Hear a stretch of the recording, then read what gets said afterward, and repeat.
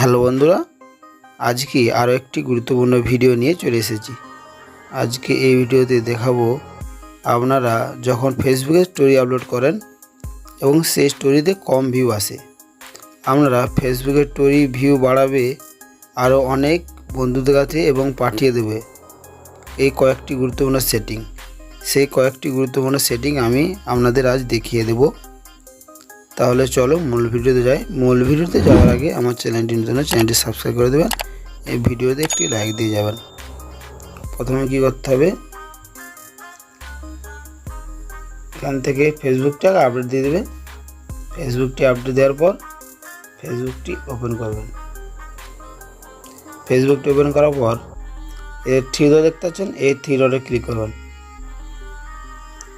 দিয়ে এখান থেকে কল ডাউন করে সেটিং প্রাইভেসি ক্লিক করবেন। দিয়ে আবার সেটিংয়ে যাবে, এই সেটিংয়ে যাবে।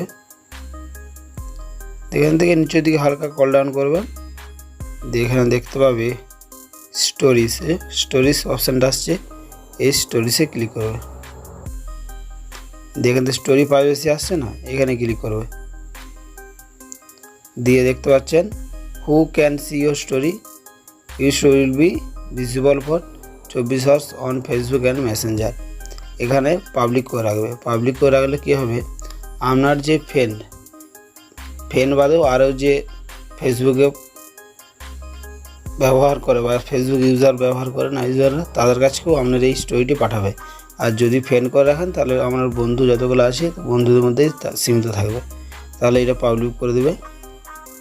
তারপরে ব্যাকে যাবেন।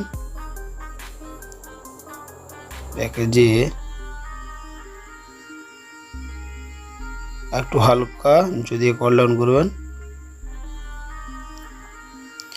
ফলোয়ার অ্যান্ড পাবলিক কন্ট্যাক্ট দেখতে পাচ্ছেন, এখানে ক্লিক করবেন। হু ক্যান ফলো মি, এটা পাবলিক থাকতে হবে। Who can see your follow on your timeline, এটা পাবলিক থাকতে হবে। Who can people page list your follow, এইটা পাবলিক করবেন।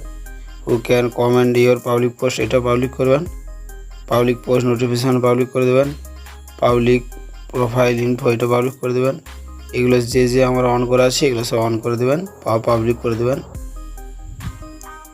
এভাবে এই সেটিংগুলো করলে আমাদের ভিউ আরও দ্রুতগতিতে বাড়বে। তাহলে ভিডিওটি ভালো লাগলে লাইক শেয়ার কমেন্ট করে যাবেন এবং চ্যানেলটি সাবস্ক্রাইব করে যাবেন। এইভাবেই ভিউ বাড়ানো সম্ভব।